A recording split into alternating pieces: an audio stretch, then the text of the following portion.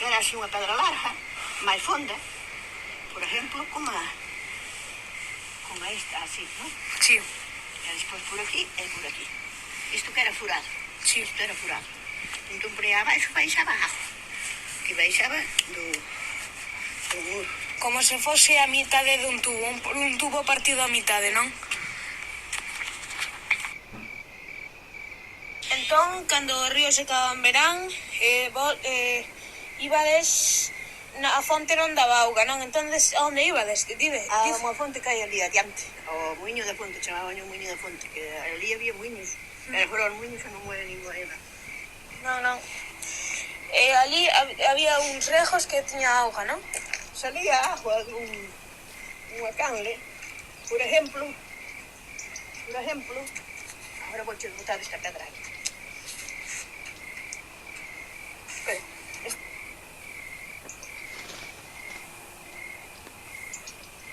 A ver, abuela, cuéntame, tú venías a lavar la ropa ahí, ¿no? Y entonces... E cando era a fonte que non botaba, que secaba no verán, viñamos por aí pero isto non estaba nin este muro tan alto, ni nada. Podíase baixar ao río. Estaba ao pé, non? Había pozas de agua. Agora ven moita agua, pero no verán ven menos. Unha pela así, unha pesa. Como aquella que está lisa, te ponías aí encima, o de rodillas, y lavabas. Dejabas contra a pedra. Y entonces antes... Os homes viñan lavar o río. Os homes. Como ia vir os homes lavar o río? Únicamente máis. Únicamente un home que non tivera quen que lavara, lavaría. ¿Y el río era más extenso, más grande que ahora? O río era home. No. Acho que agora levantaron máis o río para arriba, se arreglaron máis para facer o quilombo ali. No río de San Benito esta tamén, arriba no puente, donde a capilla, pois nas festas de San Benito viña moita xente a comer de campo por ali, viñan de Chapela, de Redondela, viña moita xente. Aquilo enchíase todo de xente a comer por ali pola Carballeira. Entonces resulta que eu dixenlle a miña irmán: Carmen, vamos a mesar aí ao puente. E dixo, ala vamos, a ver quen mesa máis lexos. O que chega aquela pedra janoue. Entonces, claro, puñámonos arrimadas ao lado da pedra, que había unha pedra saliente así para fora, puñámonos arrimadas e puñámonos así. E un cu dábamos para diante e a mirar quen chegaba máis lexos a mesare. E bueno, eu chegaba a unha medida, pero miña irmán non lle daba, que era máis pequena. E ela tanto se arrimou, que caiu abaixo. E caiu encima dunha pedra grande e abriu a cabeza. Entonces estaba un chaval ali de Redondela que viñeran á misa con unha camisa blanca.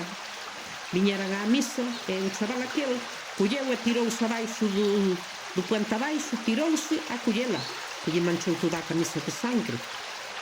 E nada, levouse ao médico, fixose unhas curas na cabeza e todo ben.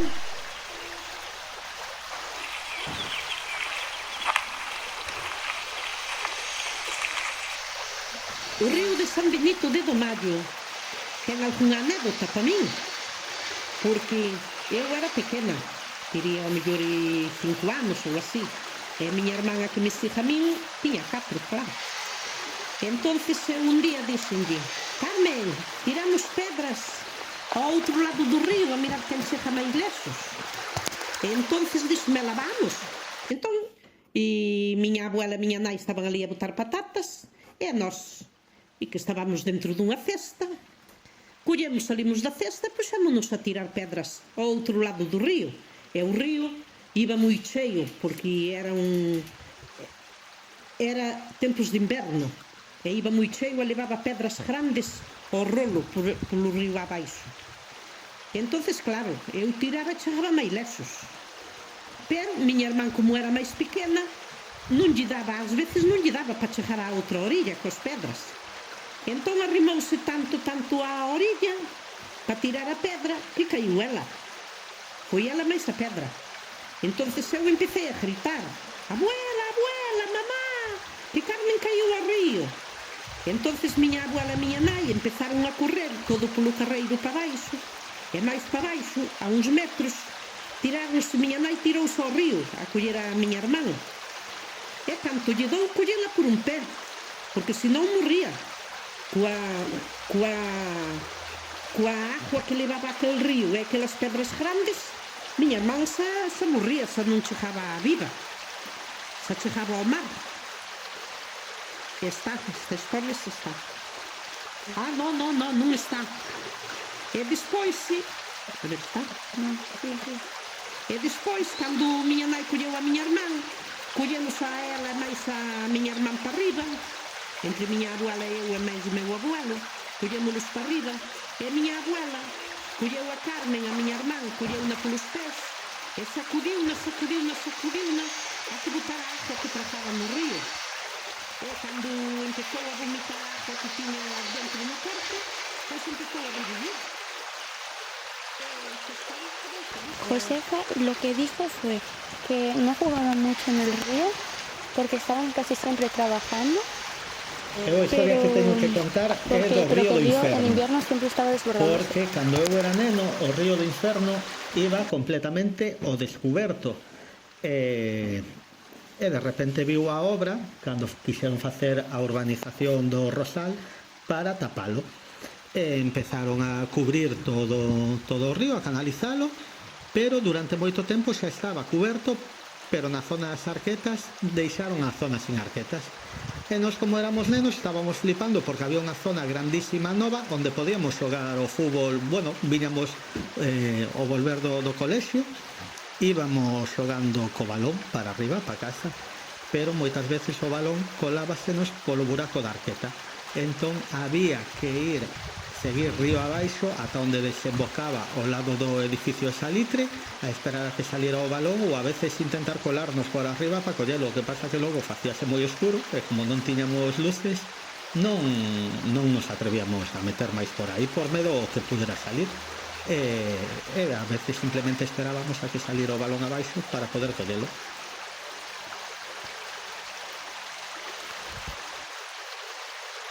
Mira, me llamo Manuel, estoy aquí, era de San Martiño, pero acerqué a mi casa en el Redondo hace tiempo, tengo 77 años y porque conozco varias anécdotas de ríos y eso, toda una zona toda descubierta, no había puentes, había un río muy grande.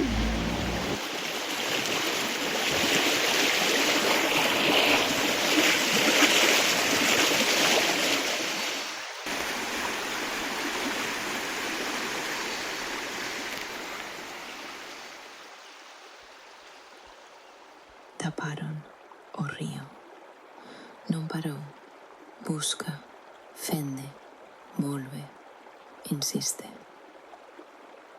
Historia do río da Fraga ou de Moaña. Conta a tradición que, hai moitos anos, cando Moaña era sobre todo terra de labregos e mariñeiros, este río tiña moita máis auga ca hoxe. As súas beiras estaban cheas de vexetación e os veciños aproveitábano para regar as leiras, lavar a roupa e mesmo para dar de beber ao gando.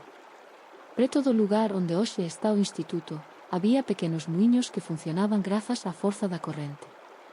Alí moíase o millo que despois se convertería en pan, base da alimentación da época. Tamén se di que o río era punto de encontro para os máis novos. No verán, cando o calor apertaba, os rapaces ían bañarse ás pozas máis fondas, mentres os maiores contaban historias de mouras e tesouros agochados entre as pedras e as raíces das árbores. Co paso do tempo, o crecemento da vila e a construción de estradas e edificios fixeron que o río fose cambiando. Parte do seu curso foi canalizado e perdeu algo da súa forza e da súa presenza na vida diaria. Aínda así, segue sendo un símbolo do pasado de Moaña e un recordo vivo de como era a relación entre as persoas e a natureza. Hoxe, os estudantes do IES As Barxas pasan o seu carón cada día, moitas veces sen decatarse da historia que corre xunto a eles. Pero o río segue aí, silencioso, guardando na súa auga as lembranzas dunha Moaña máis antiga e natural.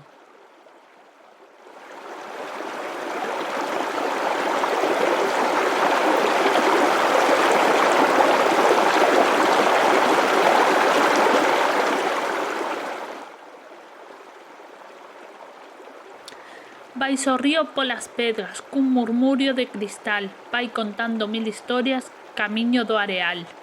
Non se detén polo outono, nin se para a descansar, que a súa vida é de paso e o seu destino, o mar. O meu avó sempre me contaba que de mozo baixaba ao río da Fraga case todos os días no verán. Ían os amigos xogar, cruzar polas pedras e pasar a tarde sen pensar moito en nada. Dicía que alí o tempo ia máis a modo. A miña avoa tamén ia coas súas curmás e, aínda que nunca quedaban de verdade, sempre acababan atopándose xunto á auga. El dicía que as súas primeiras citas foran alí, camiñando devagar pola beira, mentres os demais seguían rindo máis atrás. Ás veces nin falaban moito. Sentaban preto do río, tiraban pedras á auga e miraban como anoitecía entre as árbores. E o meu avó sempre acababa dicindo que foi na Fraga onde entendeu que quería pasar a vida enteira ao lado dela.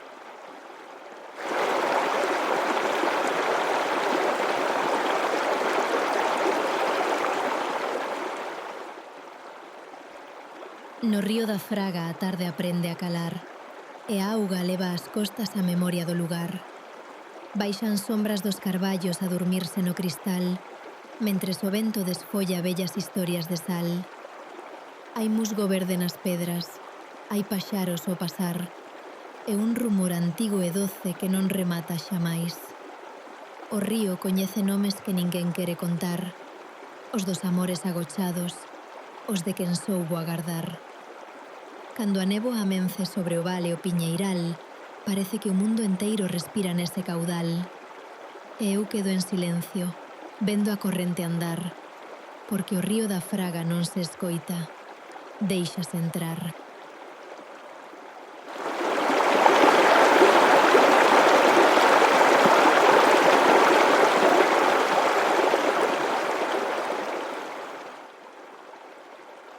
Contan en Moaña que, moito antes de que as estradas cruzasen o morrazo e de que a ría estivese chea de luces pola noite, había un carreiro estreito que seguía o curso do río, escondido entre a fraga espesa.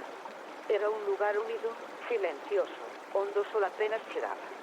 Por aquel camiño pasaban veciños de aldeas próximas, mariñeiros que volvían da costa e comerciantes que levaban pequenas mercadorías dun lado a outro. Pero non todos os que mermeaban por ali tiñan boas intencións. Dicíase que, entre as árbores e as rocas cubertas de musgo, ocultábanse homes que coñecían cada recodo do río. Esperaban a silencio, atentos ao ranxer das ramas ou ao murmurio dunha conversación afastada. Cando algún viaxeiro cruzaba só aquel tramo, saían da espesura e sorprendíano. Non sempre había violencia, pero si medo. E co tempo, tamén historias. Os veciños empezaron a invitar o lugar a carriña. Non vayas polo río, advertían. É cousa de galgos. E así, aos poucos, o nome foi prendendo na memoria da xente, pasando na fala da xente de xeración en xeración. Cos anos, os camiños cambiaron e aqueles perigos desapareceron, pero o nome quedou. E aínda hoxe, cando a auga baixa tranquila entre as árbores, hai pendique, se agozosas atención, o río garda o erro daqueles tempos.